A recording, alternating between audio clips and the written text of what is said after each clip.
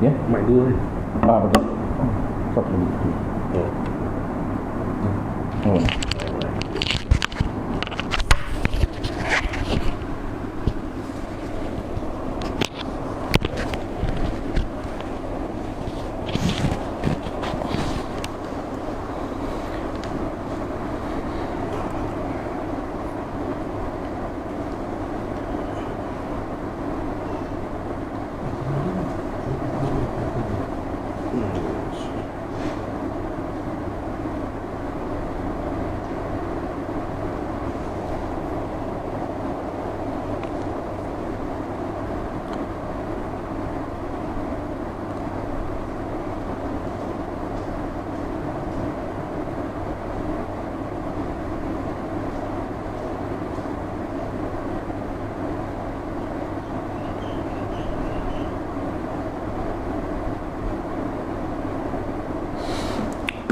Bismillahirrahmanirrahim. Alhamdulillahirabbil alamin wassalatu wassalamu ala asyrafil anbiya'i wal mursalin wa ala alihi wa ashabihi ajma'in. Allahumma 'allimna ma jahilna wanfa'na bima 'allamtana waj'alna minal mukhlisin. Wa sallallahu ala sayyidina Muhammad wa ala alihi wa baraka wasallam. Walhamdulillahirabbil alamin, amma ba'd. Insyaallah kita, bagaimana yang kita maklum, petang ni kita akan adakan slot tanya-tanya kapsul Ramadan. Lebih kurang kita ambil masa 30 ke 45 minit insya-Allah. Kita akan menjawab isu-isu ataupun soalan-soalan yang telah dikemukakan kepada pihak kru untuk kita jawab. Kita ada lebih kurang setakat ni 13 soalan untuk kita kongsi, untuk kita jawab. InsyaAllah dalam slot yang pertama ini kita cuba jawab setakat masa yang kita sempat, lebih kurang 6 ke 7 soalan. Kemudian soalan yang berbaki itu kita akan adakan slot yang akan datang untuk kita settlekan beberapa soalan. Baik, sebelum kita nak mula, mungkin kita tunggu kawan-kawan boleh share atau boleh sementara tunggu sekejap. Kita bagi ruang 2-3 saat ataupun seminit ke 2 minit untuk get ready. Sebelum kita jawab soalan yang pertama, kita terus kepada tuan-tuan hari ini, kita terus kepada menjawab isu ataupun soalan yang yang ada dekat tangan kita ini. Sebelum kita jawab soalan yang pertama, kita bagi ruang, bagi masa dan peluang dulu berapa saat, berapa minit untuk kawan-kawan kita join, kawan-kawan kita masuk. Sementara tu boleh kita share. Mudah-mudahan lebih ramai lagi kawan-kawan kita, rakan-rakan kita di luar sana yang akan mendapat manfaat daripada perkongsian kita.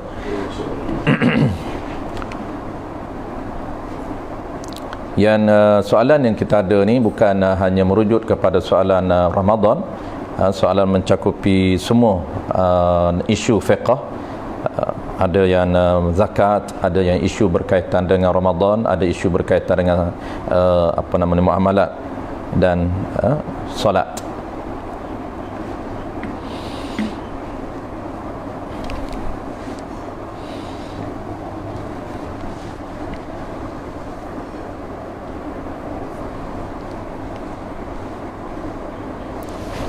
Kita bersiaran di page saya sendiri dan juga page GSP. Page GSP, anjuran ataupun inisiatif kru kita yang datang jauh daripada Putrajaya ke Dengkil untuk semata-mata menghasilkan ataupun create satu program, satu slot yang besar manfaat untuk kita insya-Allah. Baik, kita slow-slow kita mulakan dulu. Baik, soalan yang pertama, kita mula dengan soalan yang pertama berkaitan dengan zakat. Soalan yang pertama, dia punya ayat dia panjang, saya terus kepada soalan saja, kemudian saya akan detailkan. Soalan berbunyi, bagaimana pula anak yang dah kerja, anak yang sudah bekerja, yang nak bayarkan semua zakat ahli keluarganya? Mohon pencerahan. Adakah boleh anak-anak yang sudah bekerja dia nak tolong bayar semua zakat ahli keluarganya? Baik. Jadi isu nak bayar zakat fitrah ini, ada orang yang kita boleh bayar tanpa syarat minta izin, dan ada golongan orang yang kita nak bayar zakat fitrah ini wajib kita minta izin barulah sah kita bayar. Itu dia punya asas dia. Asas dia, saya ulang sekali lagi, kita akan sebut secara asas saja supaya mudah untuk kita ingat tanpa mendetailkan.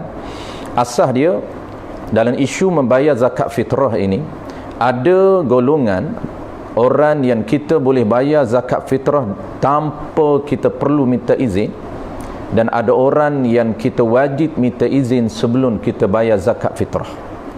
Maknanya kesimpulan dia, kita nak tahu golongan yang mana yang kita bayar ataupun kita boleh bayar tanpa perlu kita minta izin daripadanya, dan golongan yang macam mana yang perlu ataupun wajib kita minta izin terlebih dahulu barulah sah zakat kita.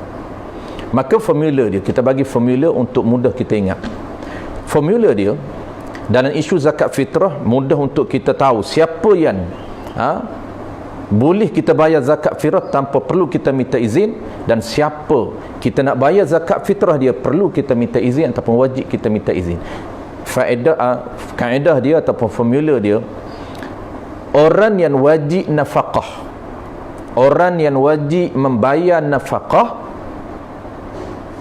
adalah orang yang wajib membayar zakat fitrah. Itu formula yang ringkas. Kita kena tahu kata kunci dia, orang yang wajib bayar nafkah. Maka orang yang kita wajib sara nafkah dia, maka mereka ini menjadi tanggungjawab kita untuk bayar zakat fitrah. Tak perlu kita minta izin, kerana kita menjadi tanggungjawab kita, menjadi kewajipan kepada kita untuk bayar zakat fitrah mereka tanpa kita perlu minta izin. Baik, ringkasnya saya nak beri 5 golongan. Saya nak sebut 5.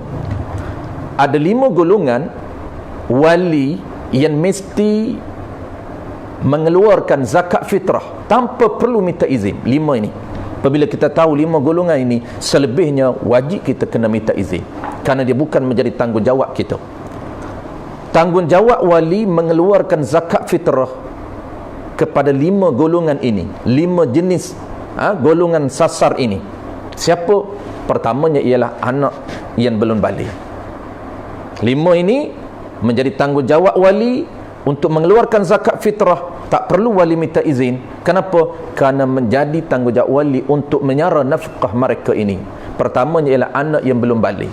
Anak kita yang belum balik, wajib kita nafkah mereka dan wajib kita bayar zakat fitrah mereka tanpa perlu kita minta izin. Anak kita baru umur 12, anak kita baru umur 10 tahun, tak perlu kita minta izin, terus bayar tanpa izin mereka. Yang keduanya ialah isteri kita. Yang kedua ialah isteri kita. Dan yang ketiganya ialah siapa? Yang ketiganya ialah ibu bapa yang fakir dan miskin. Tapi kalau ibu yang kaya, bapa yang kaya, tak menjadi kewajipan anak untuk nafkah. Apabila tak menjadi kewajipan untuk anak nafkah, tidak menjadi kewajipan untuk anak bayar zakat. Kalau anak nak bayar zakat, wajib minta izin. Kerana yang ketiganya ialah, yang tak perlu minta izinnya ialah nafkah ibu ataupun bapa yang fakir atau miskin. Kerana bapa apabila fakir dan miskin, dia auto menjadi kewajipan kepada anak untuk menyara nafkah mereka. Dan yang keempatnya ialah, siapa yang keempat? Biasa kita dengar yang asas dia 3, tetapi yang keempat dan kelima ini tambahan. Yang keempat ialah orang ataupun anak, kita gunakan bahasa spesifik, anak yang tidak mampu bekerja walaupun dia sudah balik.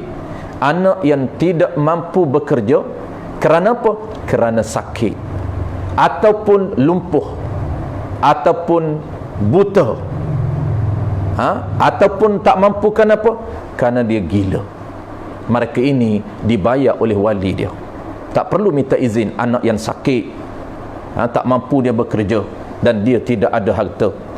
Anak yang lumpuh, tidak mampu dia bekerja dan dia fakir, dia miskin, tidak ada harta. Maka wali dia, ayah dia yang menjadi tanggungjawab untuk menyara nafkah anak walaupun sudah balik. Dan kelimanya, yang terakhirnya siapa?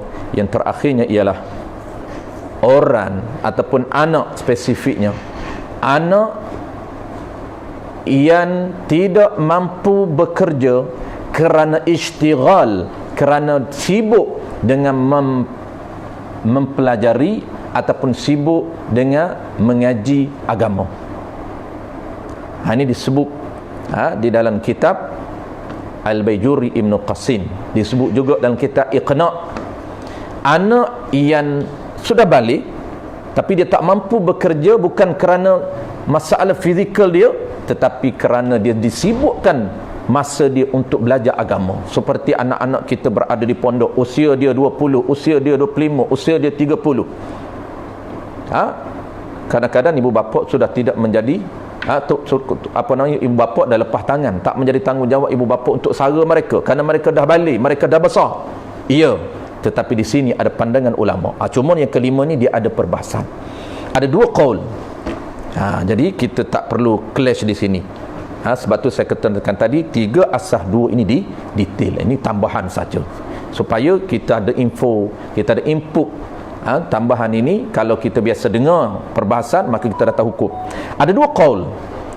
Qaul yang pertama yang mu'tamadnya ialah qaul yang mu'tamad, anak yang sehat tubuh badan dia tak mampu bekerja kerana disibukkan masa dia dengan istighal, masa dia dengan belajar agama. Belajar lain tak kira, belajar agama. Maka ada dua qaul. Qaul yang pertamanya ialah qaul yang mu'tamad. Pandangan yang pertama ialah pandangan yang mu'tamad. Pandangan yang mu'tamad, apa pendapat yang mu'tamad? Pandangan mu'tamad, bapa tak wajib menyara mereka dan bapa tidak wajib mengeluarkan zakat fitrah bagi mereka. Kalau mereka ada duit, ada lebih pada waktu wajib zakat, ada duit dia di tangan dia, tolak dengan nafkah dia lebih RM5, tak cukup 7, bayar sekadar lebih. Kalau lebih RM1, bayar RM1 saja, kan itu saja yang ada. Kalau tak ada langsung 5% pun tak ada, 5 kupang pun tak ada, maka tak wajib nafkah atas mereka, gugur nafkah kerana tidak ada duit untuk mereka bayar. Ini qaul mu'tamad. Tetapi pendapat yang kedua, qaul dhaifnya ialah wajib bapa mengeluarkan zakat fitrah bagi anak yang sehat tubuh badan tetapi istighal, sibuk dengan belajar agama. Settle isu dia. Itu disebut di dalam kitab Iqna'. Baik, kita dah sebut 5 golongan yang menjadi tanggungjawab wali untuk menyara nafkah. Apabila kita tahu tanggungjawab wali untuk menyara nafkah, maka kaedahnya, formulanya auto. Maka wajib, menjadi kewajipan mengeluarkan zakat bagi orang yang wajib menyara. Ada berapa golongan? Ada 5 golongan ini yang wajib kata wali mengeluarkan zakat. Kenapa? Kerana wajib wali menyara nafkah mereka, maka tidak perlu minta izin. Nak bayar isteri kita tak perlu minta izin. Ni abang nak bayar, izin tak perlu. Anak yang belum balik tak perlu minta izin dengan anak belum balik. Baik, settle. Selain daripada 5 golongan ini, selain daripada 5, walaupun dia ahli keluarga kita, walaupun dia ayah kita tetapi kaya, walaupun abang kita, kaum kerabat kita, maka dia bukan menjadi tanggungjawab kita untuk bayar zakat fitrah. Kalau nak bayar, apa hukum? Harus hukum nak bayar dengan duit kita sendiri, tetapi wajib mendapat izin daripada mereka. Jadi zakat ni dia ada hubung kait, dia sangat rapat dengan ilmu muamalat. Ilmu muamalat, kenapa zakat ini dia ada persamaan hukum dengan isu muamalat? Kerana zakat melibatkan harta. Zakat badan melibatkan harta benda. Zakat perniagaan dan zakat-zakat lain dia melibatkan harta benda. Sebab itulah dia ada persamaan dengan hukum muamalat.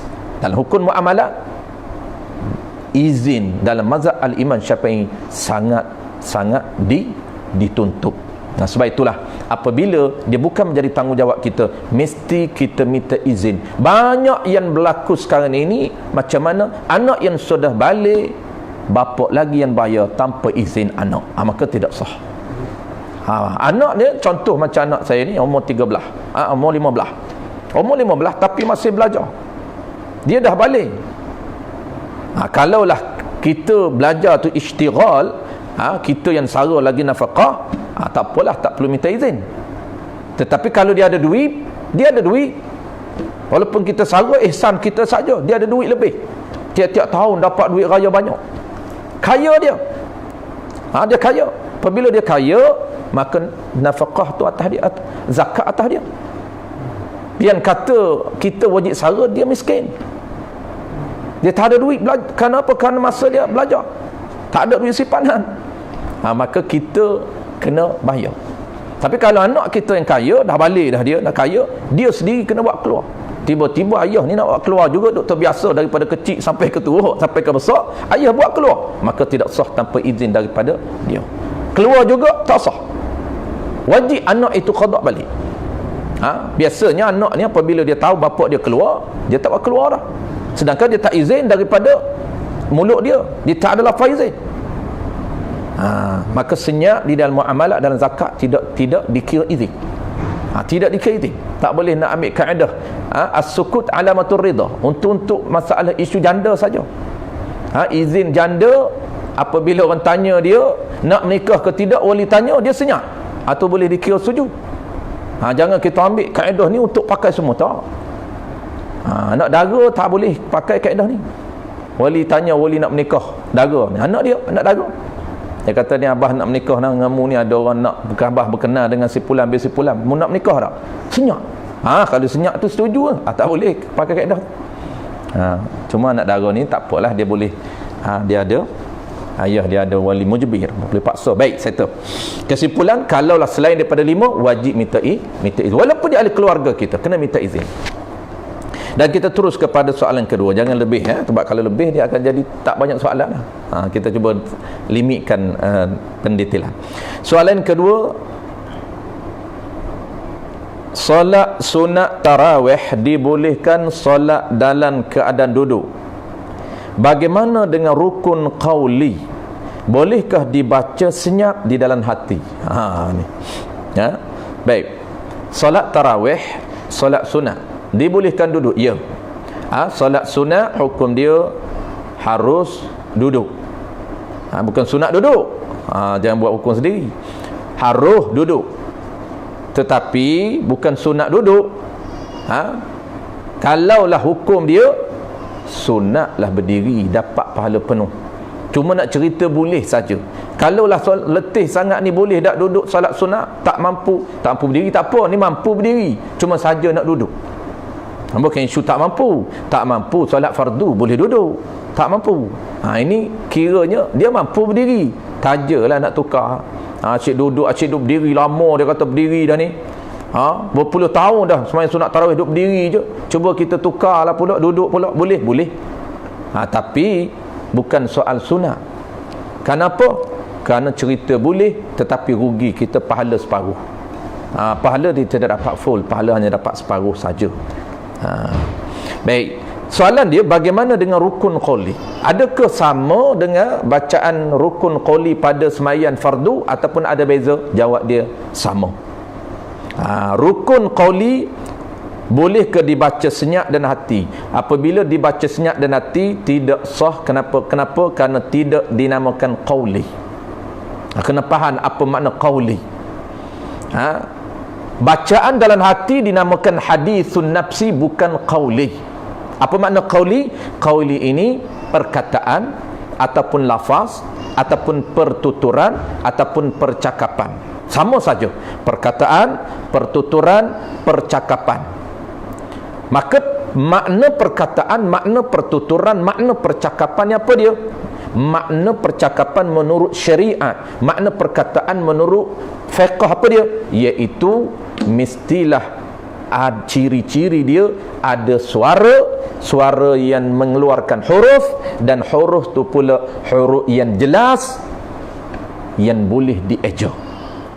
Itu ciri dia. Ciri pertama, qauli ini nak nama qauli mesti ada suara. Kalau tidak ada suara, confirm itu bukan nama qauli. Tak keluar suara pun, itu bukan nama qauli. Dia kata bacaan juga tapi dalam hati. Ya, itu dinamakan hadithun nafsi, perkataan hati, bukan perkataan lidah. Jadi dinamakan qauli ini adalah perkataan lidah, mesti ditutur dengan lidah kita. Maka ciri pertuturan mesti ada suara. Yang kedua, ciri kedua apa? Ciri kedua, suara itu keluar daripada makhraj yang jelas. Yang jelas apa? Jelas makhraj yang boleh dieja. Kalau makhraj itu keluar suara itu, kalau kita sebut itu huruf ha, dia tidak akan bertukar dengan ha. Alham, dia tidak akan sebut alham. Kalau sebut tetapi bahasanya keluarnya tidak jelas satu makhraj, maka juga tidak dinamakan qauli.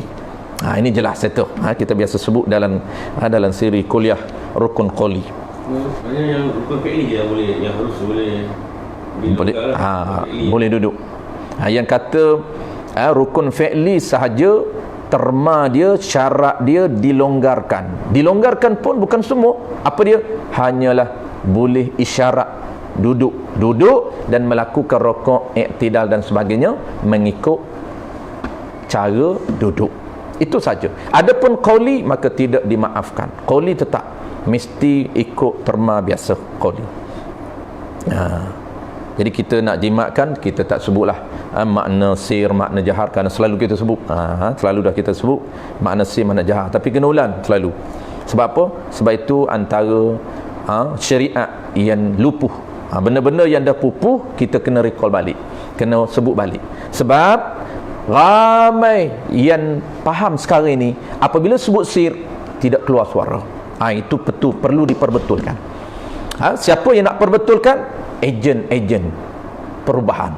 Kita inilah ejen-ejen perubahan. Ahli-ahli ilmu yang mengaji ni jangan harap kepada asatizah saja. Dia berapa kerak saja orang nak dengar.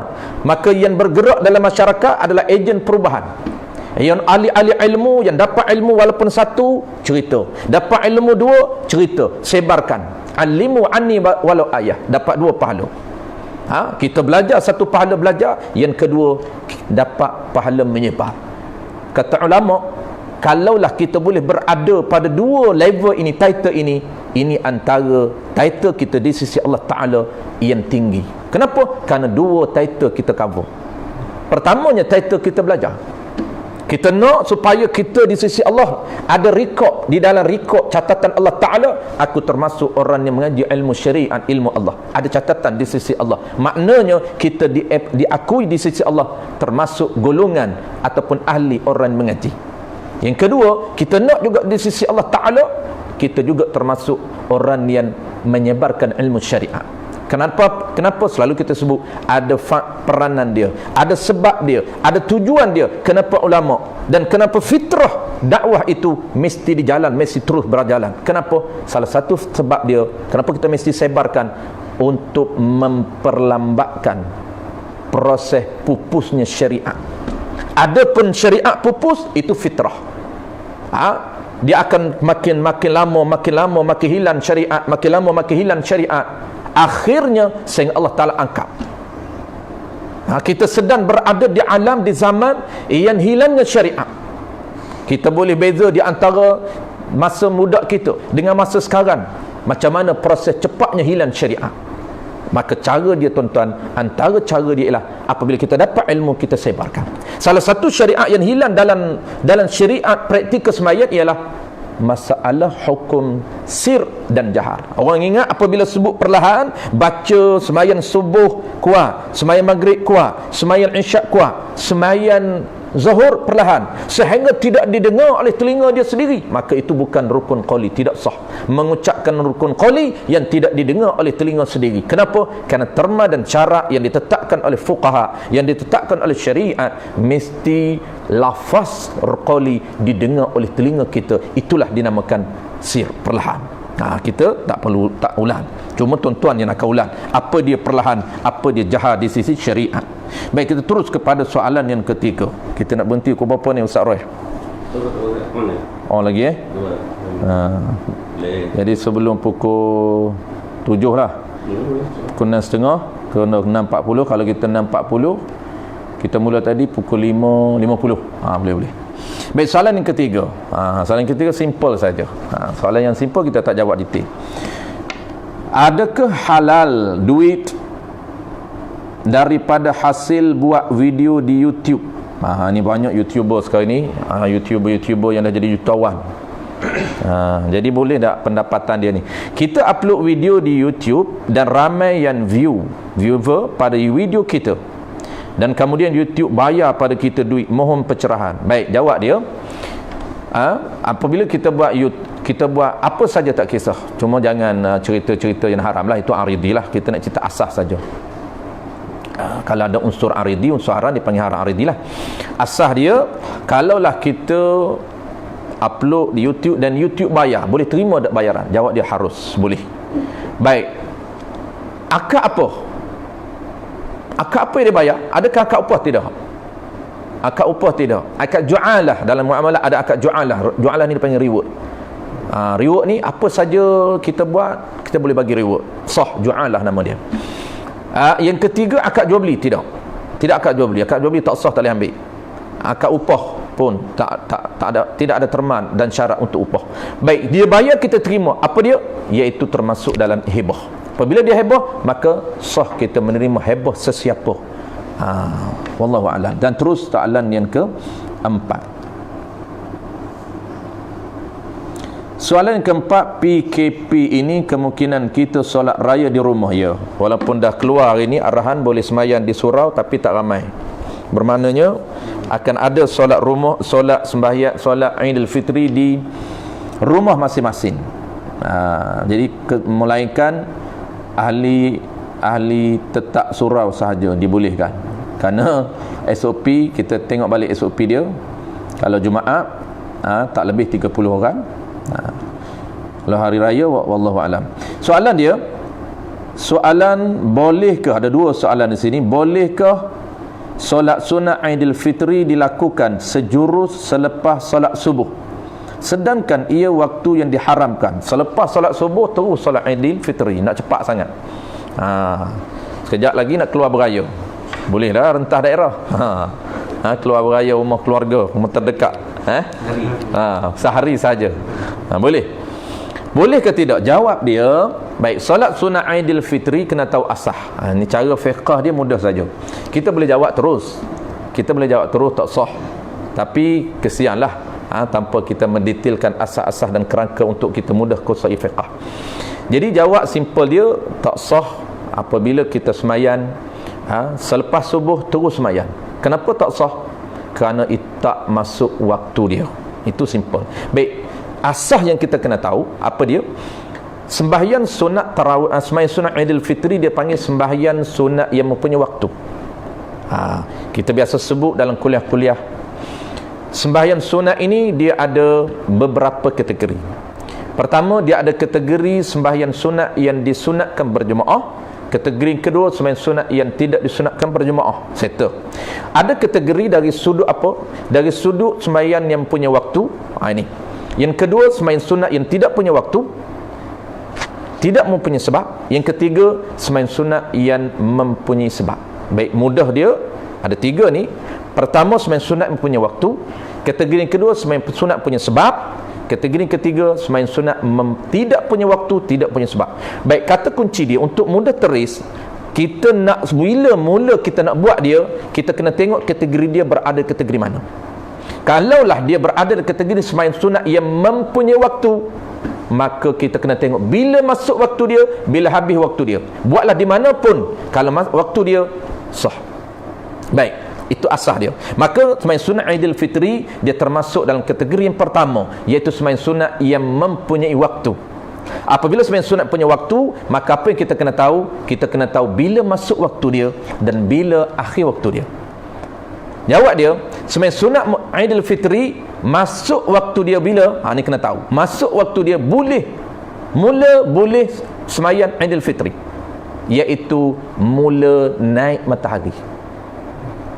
Mula saja naik matahari, walaupun mula baru separuh matahari, baru 1/2 matahari, baru 1/3 matahari, tak habis lagi, dah boleh. Asalkan naik.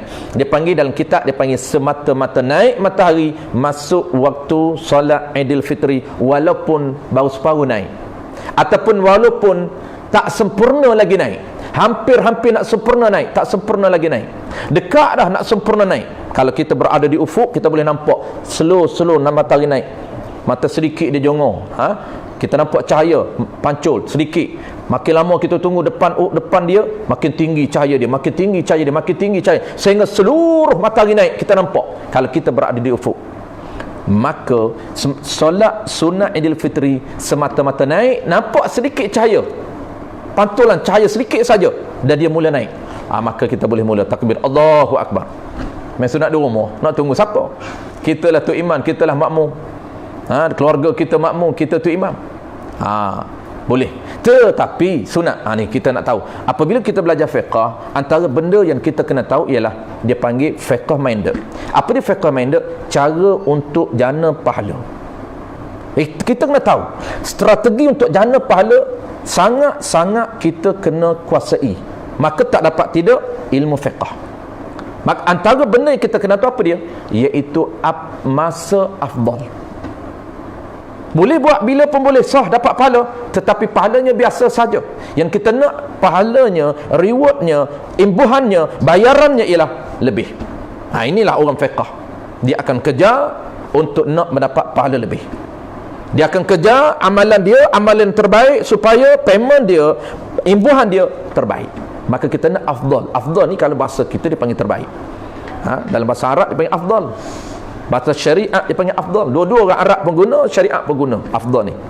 Kalau orang Arab dia nak kata jawal ni handphone saya lebih baik daripada handphone Ustaz Roy.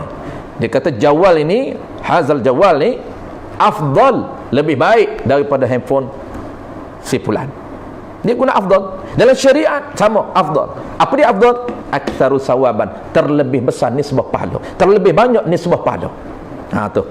Maka bila nak mula kita tunggu masa yang terbaik, masa afdal, iaitu dalam kitab sebut dalam kitab Jawi dia sebut apa? Dia sebut segala. Kalau dopa dalam kitab segala ni, kena faham apa makna segala. Satu, segala. Galah buat kait. Galah. Dalam kitab dia sebut segala. Dia kena faham apa makna galah. Dalam kitab Arab dia sebut qadar panjang lembin orang Arab. Naik matahari daripada ufuk qadar panjang lembin orang Arab, maka ulama falak buat conclusion, kesimpulan. Qadar galah panjang mana? Tak sama galah sama kita, tak sama galah sama Ustaz Roy. Galah saya kait petai lagi tinggi. Galah tak sama, maka tu kena faham tu. Kena ada dalam minda kita. Galah ni kalau sekadar galah kita tak belajar cara fiqh, kita tak tahu. Maka orang Jawi kata galah, orang Arab kata lembin. Maka qadar lembin itu 7 hasta. Naik matahari daripada ufuk qadar 7 hasta, itu masuk waktu afdal. Maka ulama falak kira dari segi masa. Dulu tak apalah, tak ada jam. Maka mutakhir ini kita nak tahu jam berapa minit. Qadar sekurang 27 minit ataupun setengah jam daripada naik matahari. Mula daripada naik matahari kita tunggu setengah jam. Maknanya dia 7 hasta daripada ufuk matahari akan naik ke atas. Lebih kurang 8.5, maka itulah waktu dia, waktu afdal. 8 suku ke lebih kurang lagu itulah. 8 suku ke 8.5. Itu dah masuk waktu afdal. Bolehlah. Kita jangan keliru. Orang kata dah masuk waktu afdal 8 suku. Baik saya nak sembahyang pukul 9, tak apalah, dia sekurang-kurang waktu afdal mula 8 suku ke atas lah. Jangan kita maknanya 8 suku 8.5 afdal, pukul 9 tak afdal lah. Dia tak berapa nak clear. Sekurang-kurang waktu afdal mula masuk waktu afdal sekurang-kurang 30 minit daripada naik matahari. Baik settle, boleh. Jadi kalau nak buat sah, buatlah matahari tengah naik, dan kalau nak afdal tunggulah 8 suku ataupun 8.5. Soalan yang kedua, soalan yang sama lagi, soalan yang keempat, soalan kedua ada 2 soalan.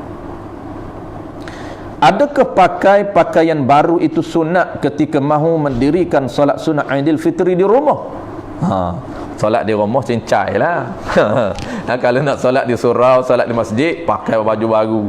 Pakai baju raya, pakai jubah hak paling mahal, pakai baju raya hak tepuh tahun lepas, hak lepas awal tahun.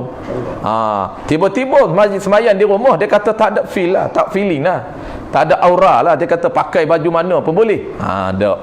Jawab dia, dia soalan, adakah pakai pakaian baru itu sunat ketika mahu mendirikan solat sunat Aidil Fitri? Jawab dia, ya. Antara kita kena tahu antara perkara sunat. Ini pun fiqh minded. Kita kena nampak sunat itu besar. Sebab dia imbuhan, Allah bayar. Antara perkara sunat pada hari raya. Antara perkara sunat pada hari raya ialah, pertamanya, sunat kita memakai pakaian yang elok. Tak semestinya baru. Bagi orang tak mampu, dia tak mampu nak beli baju baru setiap tahun. Tetapi dia pakai baju yang elok, baju yang cantik bagi dia. Di kalangan banyak-banyak baju dan almari dia, pilihlah yang mana paling baik, yang mana paling elok, yang mana paling cantik untuk diri dia. Yang itulah yang afdal, yang dapat pahala sunat. Bila? Pada hari raya dan juga ketika mana kita nak mendirikan Aidil Fitri. Dan jaga, ini sinilah tempat syaitan kacau. Kalau tak ada ilmu fiqh, insya-Allah nak kata confirm tu pastilah tak akan dapat pahala, kerana dia tak tahu menu dia. Fiqh ni menyediakan menu untuk kita dapat pahala sunat. Kadang-kadang kita pakai baju raya, ya, hampir majoriti orang hari raya dia akan pakai baju raya, tetapi pakaian baju raya itu tidak ada niat semata-mata sunat kerana Allah Ta'ala, maka tidak akan dapat, hanya jadi budaya sahaja. Dia itulah niat sangat penting. Ketika kita pakai baju raya, terlintas di hati kita, aku pakai pakaian baru ini, aku pakai pakaian yang cantik ini, semata-mata kerana perintah Allah. Kenapa? Semata-mata kerana sunnah. Apa makna sunnah? Sunnah itu Allah Ta'ala perintah. Perintah dalam bentuk yang sunnah. Membuat, aku bagi pahala. Mau tinggal, pergi saja, rugi saja. Tu. Baik. Settle soalan yang kedua.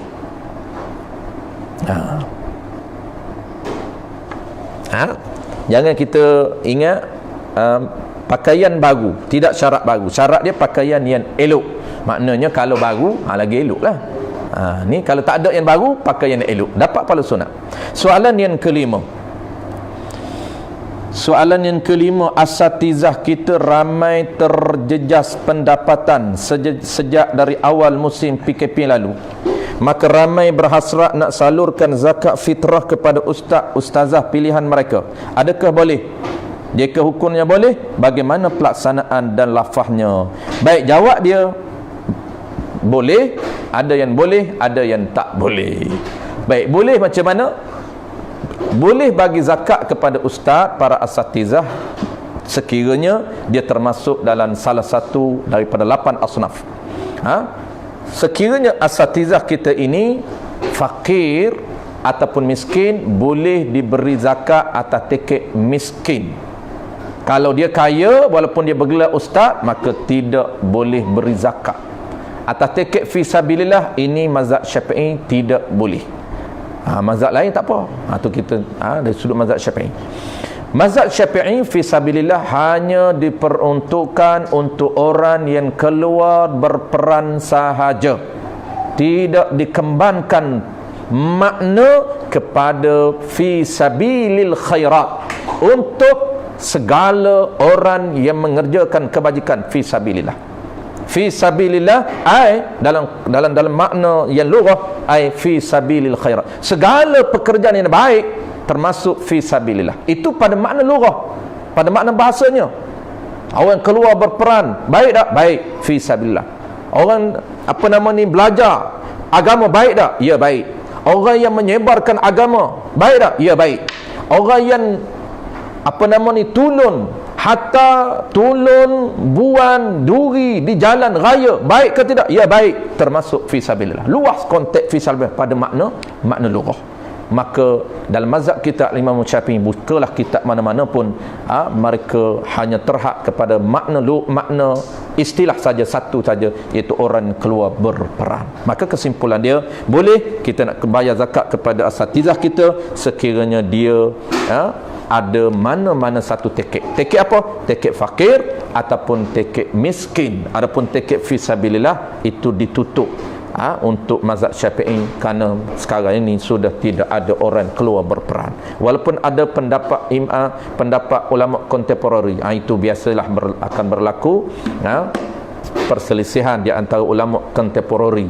Dan mereka cuba buka meluahkan apa makna fisabilillah ini untuk orang yang segala orang yang melakukan kebajikan. Maka itu tidak menepati dengan ulama-ulama turas kita yang berpegang kepada makna asal dia. Baik, begitu. Baik, sekiranya kaya, maka tidak sah kita keluarkan zakat kepada orang kaya, kerana zakat hanya tertentu, dikhaskan kepada asnaf yang ditetapkan oleh mazhab kita, mazhab Syafi'i. Kena tahulah makna kaya apa dia dan makna miskin menurut mazhab kita Asy-Syafi'i. Jadi kita mungkin tak sempatlah nak sebut makna miskin, makna kaya tu. Kita akan belajar kitab, insya-Allah. Kita akan bertemu kitab zakat tak lama lah. Lepas bab sembahyang masuk bab zakat. Lepas bab zakat, bab puasa zakat kena belajar. Dia ada. Kalau ustaz tu terima, makna dia tahulah, dia yang kenal status dia. Dia kena tanya dia, ustaz boleh terima zakat tak? Mudah kita nak tahu. Kadang-kadang orang telefon saya, ustaz, saya ni dululah masa PKP ketat lagi, kena bayar online. Apabila bayar online, zakat mazhab Syafi'i tak boleh bayar online. Maka dia nak bertaklid mazhab, tak nak tukar mazhab lain. Boleh. Ini antara orang warak, dia tak nak tukar.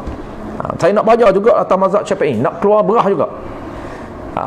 Maka saya nak tanya, saya tak tahu ni ustaz nak kenal orang kaya dengan orang miskin ni, tak kenal. Kata mudah saja, tanya dia, tuan boleh terima zakat tak? Saya ni mana boleh terima, saya kaya. Tak apa, tak boleh. Ustaz boleh terima zakat tak? Boleh. Tak apalah, sikahlah kepada dia. Dia kata boleh terima, walaupun kita tengok rumah dia besar, tengok kereta dia 4 biji, ada Merc, ada Porsche, tapi boleh terima zakat. Pelik ustaz ni.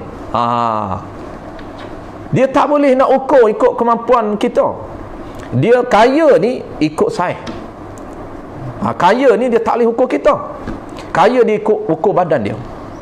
Dia pendapatan sebulan 10,000, tapi pembelanjaan dia 11,000. Takkah miskin? Miskin. Tu bukan miskin, tu fakir. Kalau dia perlu tu satu hari dia perlu 1,000, dia hanya dapat 500 saja. Tu dia panggil miskin. Fakir dia tak dapat separuh. Dia nak 1,000 satu hari. Sebab pembelanjaan dia 30,000 sebulan. 30,000 sebulan pembelanjaan dia. Sebab tu dia nak 1,000 sehari. 1,000 darat 30,000 lah. Patutlah dia pakai banglo. Tengoklah dia punya maintainer dia. Kereta 4 biji. Bini dia 4. Anak sakit 10 orang. Itu yang jadi banyak duit habis tu. Bini ramai 4, pahak sakit pula 2. Anak ramai 20 anak dia. Sakit 10, duk tanggung. Itu nafkah semua. Nafkah yang dia wajib bayar hari. Maka dia tetap miskin. Tu kita tak boleh tengok ukuran dia. Kadang-kadang orang nampak saja dia lebih, dia mewah, tapi dia sebenarnya miskin. Tu panggil miskin bandar. Apa kampung jangan nampak selekeh pergi kaya. Kampung jangan harta dia banyak. Pakai selekeh saja. Dalam kilas kain pun beratus duit. Dia tak bawa beg duit orang kampung ni. Beg duit dia kilas kain je. Buka kilas kain terabur, jatuh duit. Kadang-kadang duit duduk dalam tembakau, dalam apa? Dalam ni cepu terbakar dia, dalam bekas. Rokok daun, bekas rokok daun, beg terbakar, duit dalam tu beratus-ratus. Dia tak susun elok macam kita. Dia apa nama ni? Dia pulah-pulah duitnya. Tu nak buat keluar 50 pun nak tarik duit 50. Kaya ke? Saya ada kat kampung dia. Saya selekeh dia tapi kaya. Harta dia masya-Allah. Harta dia. Orang kaya. Orang kampung. Naik motor buruk pakai kasut pun pakai kasut dia ni. Kasut getah. Selipar getah. Putus ikat dengan dawai. Tapi kaya. Seksa. Orang kaya pun seksa juga. Tak nak beli. Makan pun biasa-biasa je. Makan pun. Tapi duit banyak. Duit, aset banyak. Tanah dia banyak, kebun dia berpuluh ekar, tebung puluh ekar. Lembu dia banyak. Lembu berpuluh ekor, kambing puluh ekor, lembu puluh ekor. Allahu Akbar, kaya. Jangan bagi zakat kat dia.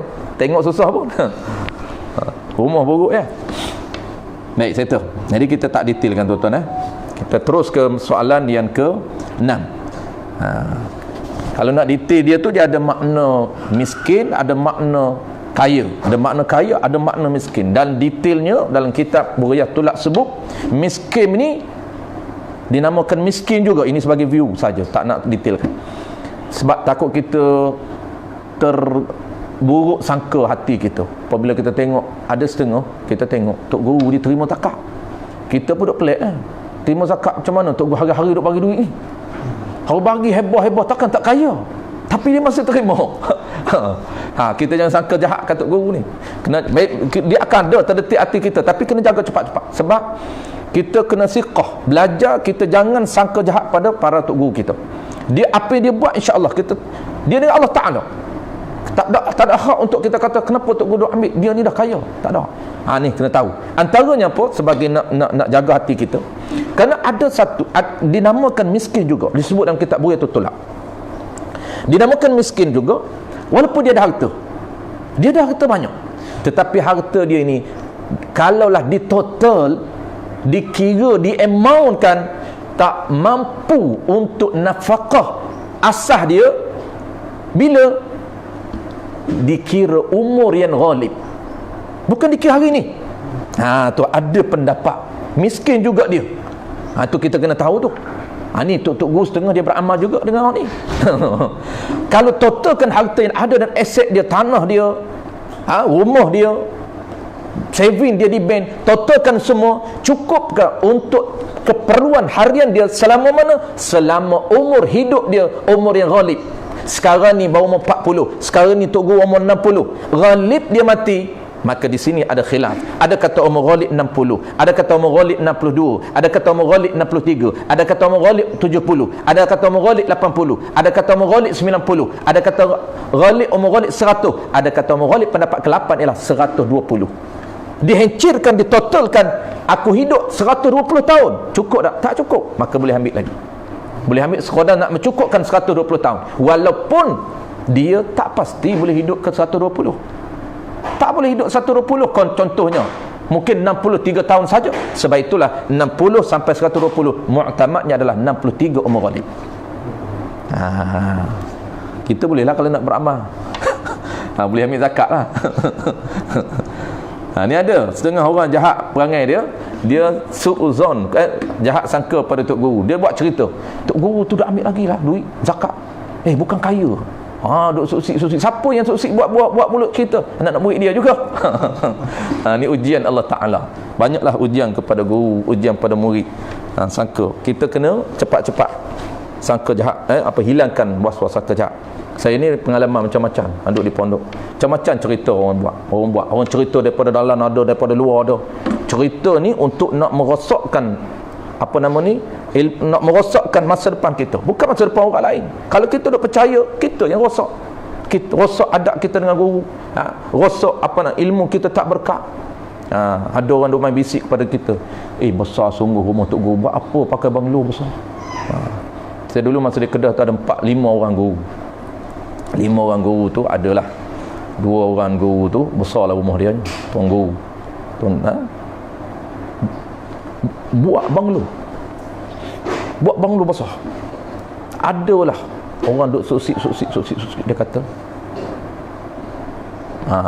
Dia kata rumah duk sembang kemah, tapi rumah sendiri pun malu nak masuk. Kita malu nak masuk, dia kata. Betapa pegah rumah dia. Dia tak tahu. Kita kena tahu fungsi dia buat. Kerana dia ni perlukan tempat yang luas. Kenapa? Kerana satu masa orang ziarah, ada kadang-kadang berbelah-belah anak murid dah jauh datang ziarah, takkan nak buat rumah kecil. Kita ambil, dia ada fungsi dia. Apa yang guru kita buat tu, insya-Allah ada fungsi dia. Baik, kita jangan melencong. Soalan yang kena dunia pasangan ni, dunia pasangan macam ada mungkin nampak ada orang untuk terima zakat tu macam akad. Okey, sorry. Ada lagi soalan tak? Okey. Jadi kalau boleh, apa lafaz dia kan? Dunia pelaksanaan dia. Okey. Bagaimana pelaksanaan? Okey. Jika hukum boleh, bagaimana pelaksanaan dan lafaz dia? Baik. Ini penting pelaksanaan bagaimana, lafaz dia bagaimana. Baik. Kalau kita pelaksanaan, dia ada 2 mazhab. Kita nak kekal dalam mazhab kita, mazhab Syafi'i. Baik. Pertama, cara pelaksanaan pertama, kita nak kekal mazhab kita Syafi'i. Macam mana cara dia? Cara dia kita ambil beras secupa, kita pergi kepada asnaf, kepada ustaz itu, terus kita bagi kepada dia. Niat yang wajibnya niat, yang sunatnya lafaz. Niat ni dia ada 3 tempat. 3 tempat niat dalam mazhab al-Imam Syafi'i. Bila niat dia, kita boleh niat semasa kita asinkan beras. Beras 1 cupuk, di rumah kita banyak beras. Ni secupuk ataupun kita timbang. Ni kita pertama ketika kita timbang. Contoh kita timbang sendiri. Boleh niat ketika timbang. Inilah niat dia dalam arti inilah fitrah yang wajib ataupun zakat fitrah yang wajib atas diri aku. Itu simple saja. Telitah kita niat ini fitrah wajib atas diri aku. Itu saja. Telitah. Bila nak telitah tu salah satu daripada 3 tempat. Sama ada ketika kita suka sendiri ataupun ketika kita asin ataupun yang tepat yang terakhir ketika kita hulur kepada ustaz, kita hulur kepada fakir, kita hulur kepada miskin, orang miskin. Kita hulur, kita cerita, hati kita ingat inilah zakat fitrah bagi diri aku yang wajib atas diri aku. Settle. Adapun lafaz sunat saja. Sunat lafaz. Apa dia? Inilah fitrah yang wajib atas aku bagi inilah fitrah yang wajib atas diri aku bagi tahun ni, pada tahun ni. Ataupun skrip kita baca, kalau pergi dia amil surau, dia ada skrip dia. Baca saja skrip lafaz tu. Kita panggil lafaz. Tu sunat saja. Yang wajibnya adalah dalam hati. Baik, itu. Soalan yang terakhir. Yang ke-6. Kalau sempat kita satu lagi, 7 kita. Terancam 7. Soalan yang ke-6 permohonan saya nak keluarkan duit KWSP 500 setiap bulan diluluskan. Alhamdulillah. Cantiklah, lulus lah. Nak tanya, duit KWSP ni, air lestari ni kena zakat ke? Baik.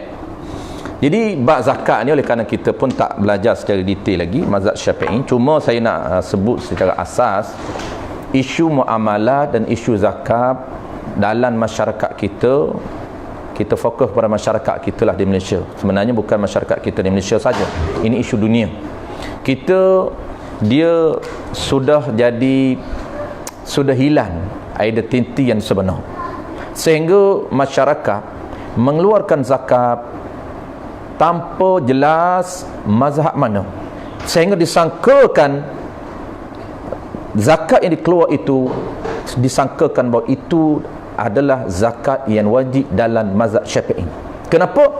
Kerana kita tidak kita tidak dihebohkan, kita tidak dibincangkan bagaimana tata kelola, tata cara untuk berpindahnya ke mazhab lain, ataupun kita tidak dibincangkan secara detail tentang 8 perkara yang wajib zakat di sisi Syafi'i. Selain daripada itu zakat Hanafi, selain daripada itu zakat Maliki. Kita tidak bincang secara massal. Kita hanya disiap untuk kita telan, disogok pada kita ini zakat yang wajib, tanpa kita detailkan menurut ID kita. Sedangkan ID kita adalah iman Syafi'i. Baik, itu asas dia. Maka soalannya, adakah wajib zakat KWSP? Maka menurut mazhab Syafi'i, duit tidak termasuk barang yang wajib zakat. Sama ada duit simpanan di KWSP ataupun tabung haji ataupun saving account, simpanan dalam bank kita, tak wajib zakat. Kenapa? Kerana duit tidak termasuk barang wajib zakat dalam mazhab Syafi'i.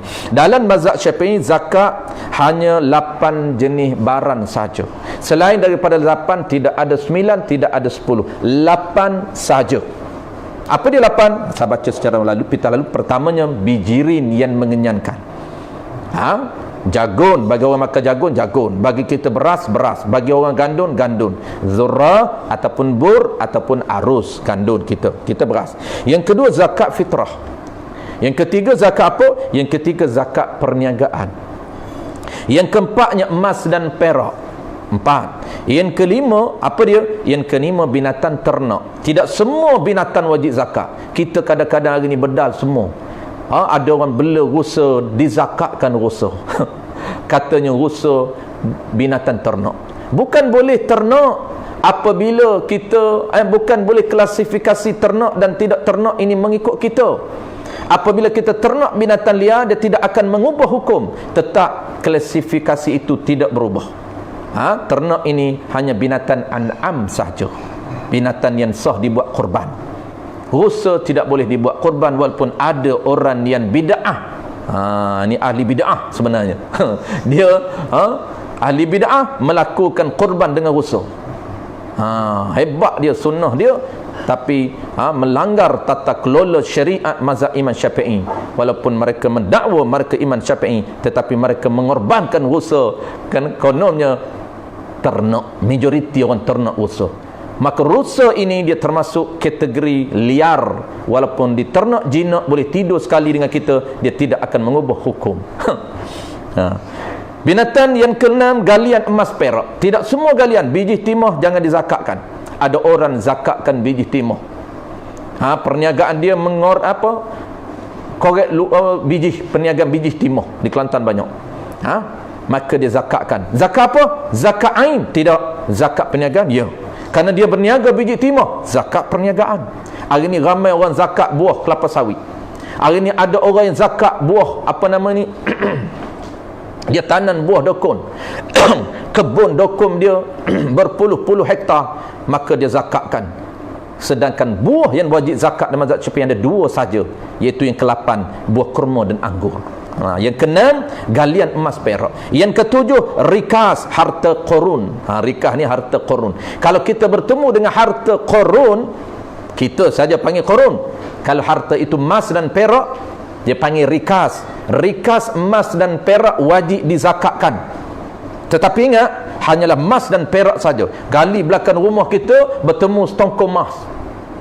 Harta apa? Itu dipanggil harta rikas. Tapi orang kita panggil harta korun. Kerana hebatnya, kayanya korun, dinisbahkan emas yang berada di seluruh dunia, emas korun. Bertemu di belakang rumah kita, emas korun. Sedangkan korun tak pernah sampai di Malaysia. Mana mungkin harta dia hanyut ke Malaysia? Nak menyatakan bahawa kayanya korun sehingga dinisbahkan harta seluruh dunia milik korun. Itu sebenarnya nisbah. Maka rikas, settle. 8 jenis ini saja yang wajib zakat, selain tidak wajib zakat mazhab Syafi'i. Maka kalaulah duit simpanan ini wajib zakat di dalam mazhab Maliki, wajib zakat dalam mazhab Hanafi, wajib zakat dalam mazhab Hambali. Maka kalau kita nak buat keluar, ingat ada etika dia, ada syarat dia. Apa dia syarat? Yang pertama, mesti kita niat taklid. Ini kena apa panggil? Kena share. Kenapa? Kerana kadang-kadang kita keluar zakat, walaupun kita sekarang ni banyak kita keluar zakat, jarang dah kita keluar beras sendiri, kita keluar duit tanpa kita taklid mazhab Hanafi, maka tidak sah. Kerana syarat dia nak bertukar kepada mazhab lain. Kalau kita mazhab Syafi'i, dia ada 6 syarat. Pertamanya apa dia? Pertamanya mesti niat taklid Hanafi. Bila? Sebelum kita niat keluar zakat. Dalam kitab sebut niat taklid mazhab sebelum berlakunya amalan, sebelum kita buat perkara itu. Contoh tuan-tuan, contoh mudah faham. Kalau contoh lain dia payah faham. Contoh yang paling mudah faham ialah, ada orang tanya saya, Ustaz, PKP ni susah nak makan Ustaz. Jadi saya duduk di kampung, di belakang rumah saya tu binatang banyak, tetapi mazhab kita tak boleh makan. Saya kata binatang apa Tuan Haji? Dia kata musang banyak Ustaz keluar, mesti PKP ni. Tak tahulah kenapa musang pun banyak belakang rumah. Babi tu dia tak ceritalah, dia tahu tak boleh makan babi. Musang ada, bewak pun banyak. Jadi Tuan Haji teringih hak mana? Dia kata boleh makan dah Ustaz musang. Saya kata boleh nak makan musang, tak ada masalah apa. Tetapi mazhab Hanafi kena taklid mazhab Hanafi. Kena taklid mazhab Hanafi. Mazhab Syafi'i haram makan, tak boleh makan. Biawak tak boleh makan, haram mazhab Hanafi. Musang pun haram mazhab Hanafi. Kera pun haram mazhab Hanafi. Tupai pun haram mazhab Hanafi. Belum mazhab Syafi'i, silap, tarik balik. Nah, nanti apa orang duk tidak faham. Mazhab Syafi'i musam tak boleh. Mazhab Hanafi boleh. Mazhab Syafi'i kera tak boleh. Hanafi boleh, Maliki boleh. Mazhab binatang biawak, mazhab Syafi'i tak boleh, mazhab lain boleh. Maka boleh kata nak taklid boleh, tetapi syarat dia kita kena niat taklid bila? Sebelum kita makan dia, sebelum kita sembelih.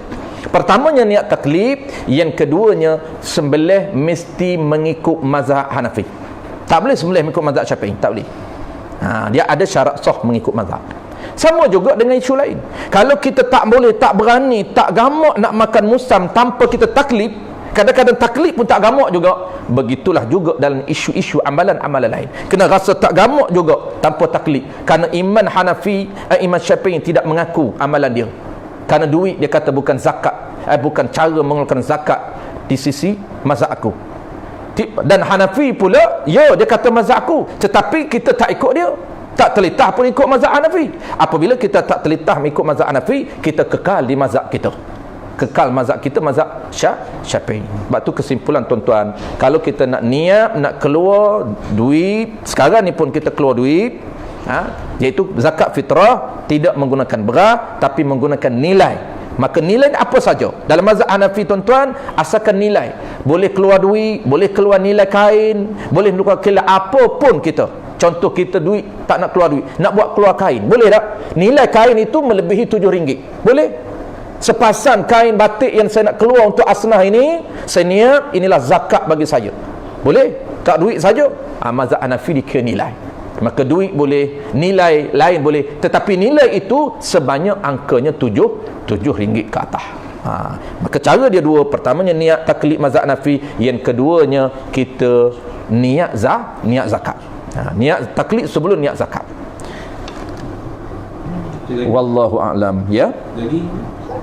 Ya. Gaji. Sama. Kalau kita nak keluar zakat pendapatan, zakat simpanan, duit simpanan dan duit pendapatan tu kebanyakan ulama dunia dia mengambil pendapat mazhab Hambali. Pendapat mazhab Hambali, zakat pendapatan. Kami tak ada. Syafi'i 8 saja. Ingat, tak ada. Sebab tu saya pesan selalu, kalau kita nak buat keluar, jangan lupa niat. Kerana mazhab Syafi'i dia tak wajib. Kita baik ustaz, dah tak wajib tak keluar. Ya, tak buat keluar, tapi orang paksa, kena buat keluar. Dia tak menjadi kewajipan dan tak boleh memaksa untuk kita buat keluar kerana bukan mazhab kita. Anda tak belajar bab riba lagi. Bab riba pun sama, tak boleh paksa kita beramal dengan riba cara mazhab Syafi'i. Kita tak boleh paksa kita untuk beramal riba dengan mazhab Maliki, tak boleh. Orang tu setengah dia nak ribakan kita. Kita mazhab Syafi'i tak riba. Ya riba, tapi mazhab Maliki. Dia kata riba ustaz, ya riba, mazhab Maliki. Jangan paksa saya untuk memalikikan saya. Saya Syafi'i. Maka apabila Syafi'i ini tidak riba, itu kena mengaji bab riba. Begitu juga zakat. Apabila orang tak nak bayar zakat, ini bahayalah. Tak nak bayar zakat pendapatan, tapi bayarlah. Tapi nak cerita taklid saja. Itu toleransi kita dengan mazhab lain. Kalau tak nak bayar, tak boleh membid'ahkan dia, tak boleh nak mengharamkan dia, tak boleh nak mengkafirkan dia, tak bayar zakat. Tak boleh. Kenapa? Kerana dia taklid mazhab Syafi'i, tak wajib bayar zakat pendapatan. Tapi bagi orang yang nak bayar, sila ikut tata kelola dan tata cara berpindah mazhab. Kena taklid mazhab Hanafi ataupun mazhab Ahmad bin Hanbal. Wallahu a'lam bissawab. InsyaAllah dalam slot yang akan datang, kita cuba atur untuk kita jawab. Ada baki lebih kurang ada 6 soalan lagi. Soalan-soalan simple. Ada 7 soalan. Ada 6 soalan lagi berbaki. Soalan ke-7 kita tersempat jawab, insyaAllah akan datang. Sempoi soalan 7 tu. Bab aurat susu. Susu perempuan aurat ataupun tidak. Sempoi punya soalan. InsyaAllah terima kasih banyak kepada kru kita yang datang dari jauh semata-mata untuk menghasilkan. Yang pertama tu ya. Dulu baca yang kita kena bawa anak pergi jumpa amil, kena itu perlu ke? Tak ada. Tak ada. Kalau ikut saya list yang pertama. Ya. Tak ada. Okey, yang pertama kita tengok balik. Okey, sekejap kita dah lewat ni, nak buka ni 6.50 boleh lagi, boleh baca lagi sekejap. Okey,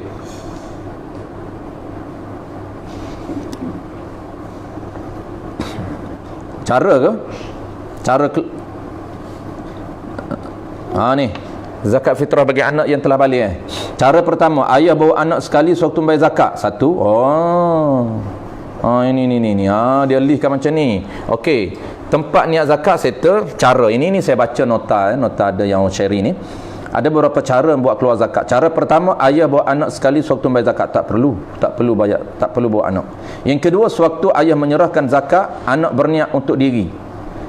Ini isu yang dia bawa ini, cara pertama ini untuk orang yang belum balik, untuk orang yang telah balik. Kalau belum balik tak jadi isu lah, tak perlu bawa. Tapi kalau orang yang dah balik, nak kena bawa anak yang dah balik, anak umur 15 dah balik dah, lalu kita nak tolong bayar, adakah nak kena bawa anak? Tak perlu. Sebab anak itu wakil izin kepada kita seorang diri saja. Kalau kita nak bawa anak, boleh ke tidak? Ya boleh, tetapi cara dia, anak keluar sendiri. Cara pertama dia kata, ayah bawa anak sekali untuk bayar, dan suatu ayah menyerahkan zakat, anak berniat. Maknanya isu ni, anak yang bayar sendiri, cuma ayah tolong serah je duit. Ayah tolong serah duit, dan dia suruh anak dia niat. Boleh ke tidak? Ya boleh. Jadi anak niat sendiri, tak payah wakil. Kalau anak tak nak niat sendiri, dia wakil kepada ayah dia. Boleh. Ayah tolong bayar zakat kepada saya. Sah. Mana wakil menepati orang. Cara kedua tak payah baca. Boleh.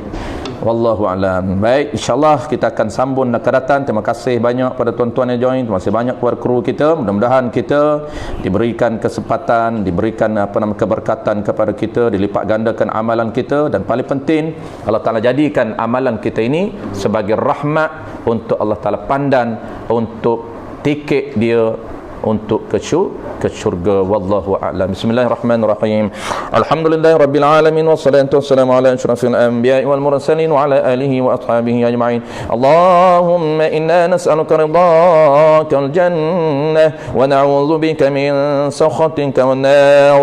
Allahumma innaka 'afuwun karim tuhibbul 'afwa fa'fu 'anna wa an walidina wa an jami'il muslimina wal muslimati bi rahmatika ya arhamar rahimin. Allahumma فقهنا في الدين وعلمنا التأويل وجعلنا من العلماء العاملين وجعلنا من المخلصين وصلى الله على سيدنا محمد وعلى آله وبارك وسلم والحمد لله رب العالمين.